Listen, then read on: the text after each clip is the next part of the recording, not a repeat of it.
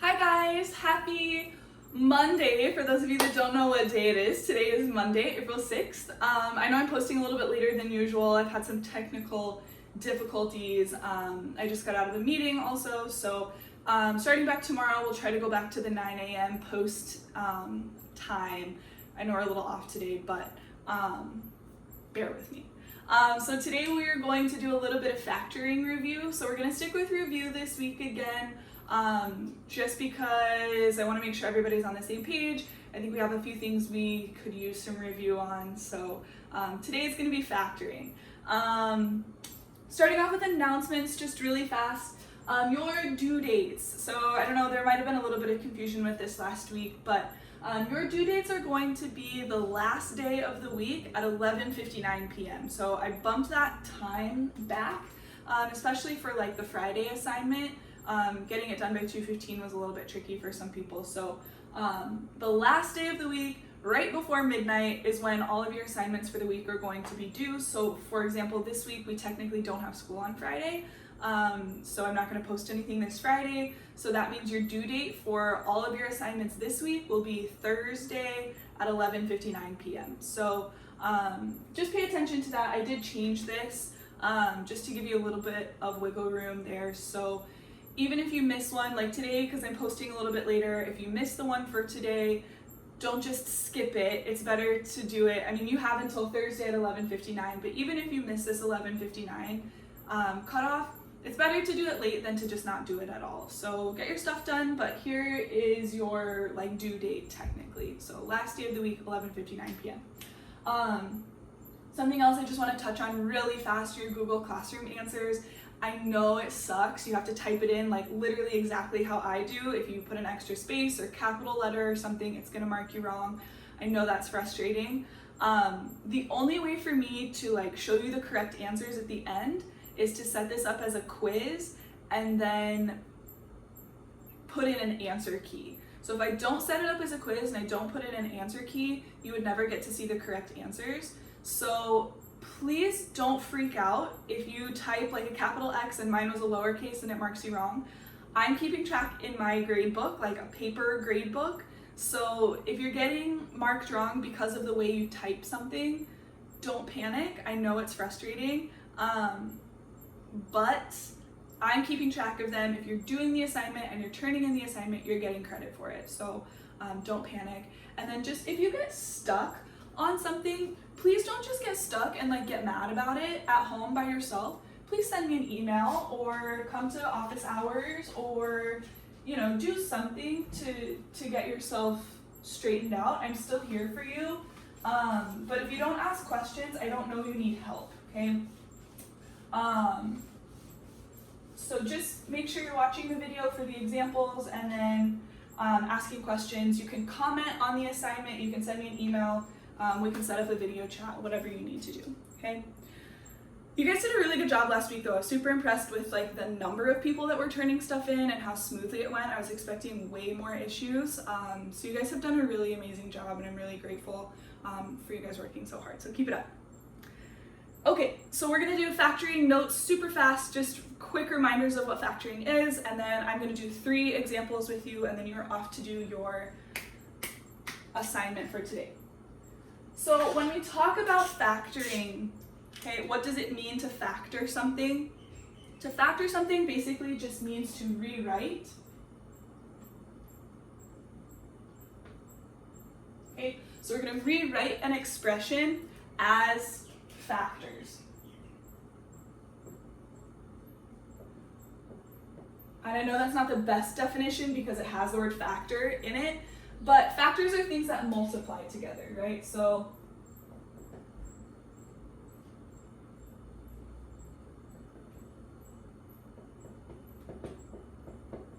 basically when we talk about factoring, we're looking for what times what equals this. So I'm going to give you an expression and I'm going to ask you, okay, what times what gives me this expression? How can we break it down, right? How can we separate this into smaller groups? So it's kind of like a grouping thing. For example, and I know we've done this in class, but if I asked you to factor the number 20, right? I would ask, that's what I'm asking you, what times what gives you 20? How can we break that down into smaller pieces? You could create like a little table here, right? And we have 1 times 20, we have 2 times 10, right? We have 4 times 5. You know this. 1 times 20 is 20, 2 times 10 is 20, 4 times 5 is 20. Don't forget, we also have the negative combinations. We also have -1 and -20, -2 and -10, and -4 and -5. So don't forget your negatives, that's the big one. So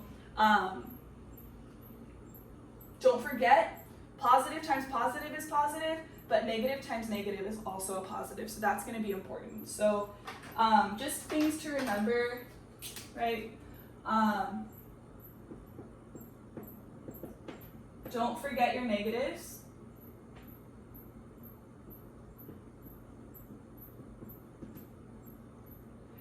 And then the other thing that I just want to clarify for you, if you wanted to check, if you broke something apart into pieces and you wanted to double check that it was correct, to check your answers, you're just multiplying them back together.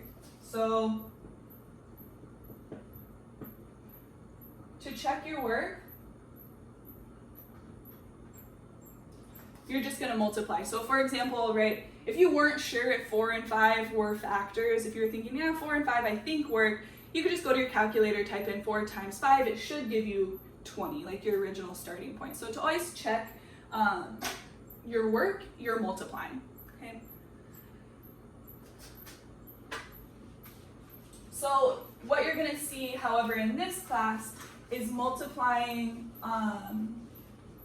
and factoring with variables. Specifically, you're gonna see an x squared on there. So when we have the variables and when we throw in that x squared, it gets slightly more complicated, right? So when we have that x squared situation come up, typically our starting point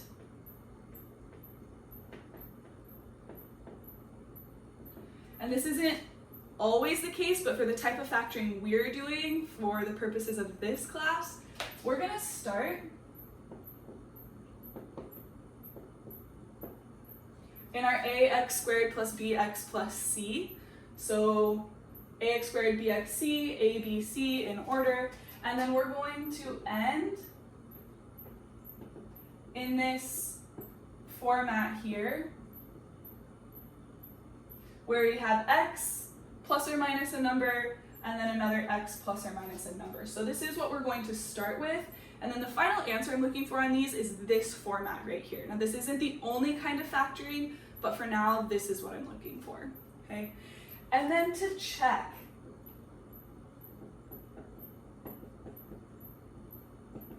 if you wanted to check your work, all you would have to do is FOIL. So if I were to take my end here and FOIL first, outside, inside, last, and then combine like terms, I should go right back to my starting point. So if you get an answer here and you FOIL it and it doesn't give you this, what you started with, you did something wrong. Okay, so we're gonna practice this a little bit. This is your just regular old multiply to C, add to B. And this is one of those things, the more you do it, the easier it will become. I think we're about like half and half right now, where like half of you are like, yeah, this is easy, I got it. And then the other half is still kind of like, not really sure what's going on, okay? So we're gonna practice this a little bit, okay? So my first example, a student was asked to factor the expression x squared minus 7x plus 12. So this was the problem. The student was given this problem. The student answered with x minus 4 times x plus 3. Okay. What I'm asking you is,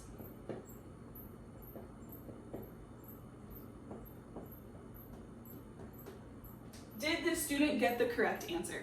Okay, so we're just trying to figure out, here's what the student has, did they get it correct? Okay, so we're gonna check this. And like I just said on the last portion, in order to check, if you wanna check your work, all we're gonna do is FOIL. So I'm gonna take this x minus 4, x plus 3,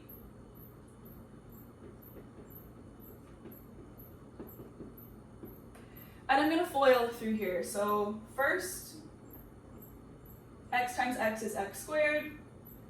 Outside, x times 3 is plus 3x. Inside, negative 4 times x is minus 4x. And negative 4 times positive 3 gives me negative 12. If I combine my like terms, I get x squared. 3x minus 4x is just a negative x. Minus 12. Now to check this, right? This right here does not match this, okay? This and this, they don't match. Did the student get this problem correct? No, they didn't. So no, this is not correct. Okay. And then the second part of this question would just be, okay, it's not correct, now what is the correct answer? Okay, so now we're gonna go ahead and try to find the correct answer. So if we wanted to actually do this, right,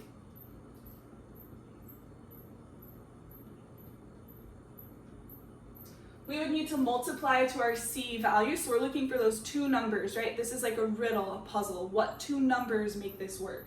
Multiply to C, which is 12. Add to B, which in this case is a negative 7. When you're multiplying to a positive number and adding to a negative number, you have to be really careful with this. Yeah, we want to multiply to positive 12, but we also need to add to this negative 7 here. Anytime you have this combination where you multiply to a positive and add to a negative, the only way to make this happen is using a negative and a negative. So positive times positive is a positive, but that's not going to get us our negative answer here. So we need to actually use two negative numbers. So I know that negative 3 times negative 4 equals 12. And I know that negative 3 plus negative 4 equals negative 7. So the two numbers that work here, the two numbers that make this correct,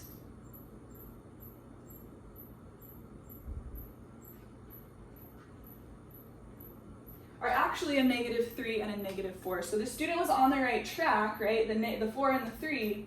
But just pay attention to your negative signs. It's the number one mistake that I see on these problems, is just mixing up the negative positive or the negative negative combination on this. So if I were asking you to solve, you would switch the signs here, but since I'm just asking for factored form, this is all I need. So you can stop right here on this one. So if I just ask you to factor, that's it right there. That is factored form. If you wanted to check your work, right, you could FOIL this through and you would get right back to this right here.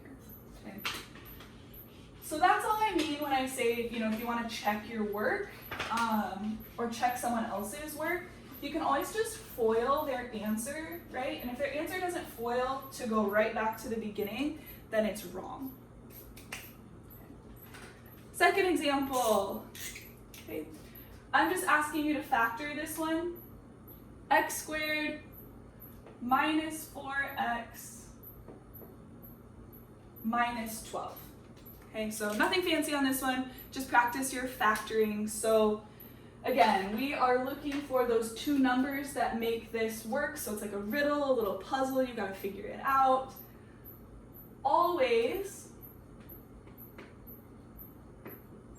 multiply to C, which in this case, remember, it's A, B, C is your negative 12. We wanna add to B. In this case is a negative 4. So I need to figure out, okay, what times what is negative 12? That also adds to give me a negative 4. So on this one, I am multiplying to a negative number. The only way I can make that happen is by using one positive and one negative. So if I'm looking at this, I know that 6 times 2 equals 12. And I know that I can somehow manipulate 6 and 2 to give me a 4, right? So if I'm thinking about this, I know I'm going to use 6 and 2, but I need to figure out which of those is going to be positive and which of those is going to be negative. So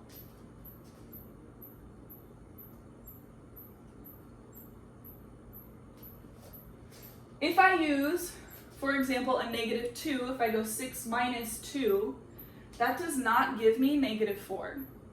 But if I switch it around and I go negative 6 plus 2, that gives me the negative 4. So it does matter a lot on these. The 6 has to be negative here. If you make the 2 negative, you're not going to get the right answer. Okay. So final factored form on this one.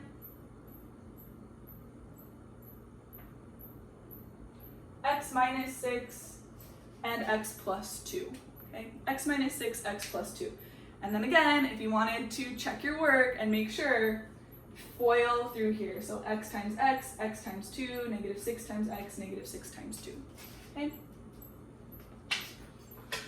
We will do one more example, and then you guys are off to do your assignment for the day. Okay? Last example here, we're going to do x squared minus 9x plus 20. Okay? Same drill on this one. I need to multiply to c.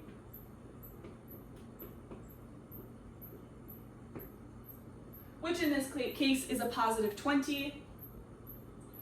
I need to add to b, which in this case is a negative 9. Okay. So trying to think of my two numbers, what times what is positive 20, that also adds to negative 9. So this is that positive negative combination again. I'm multiplying to a positive number, so I have some options. I'm either going to use two positives or I'm going to use two negatives. Because I'm adding to something negative, I know I have to use two negatives. So I know that I'm going to use two negative numbers. So I know I'm going to have x minus something times x minus something. So I just need to figure out what times what is 20. It also adds to this negative 9.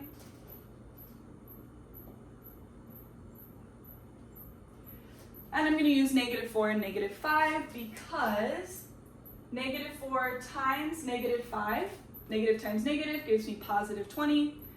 Negative 4 plus negative 5 or negative 4 minus 5 gives me that negative 9.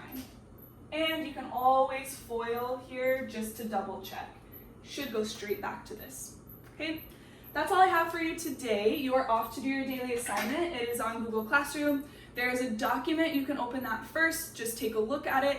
If you want a copy of that for your own, if you just go up to File in the top left-hand corner, click Make a Copy, you can make yourself a copy of that and then edit it however you want.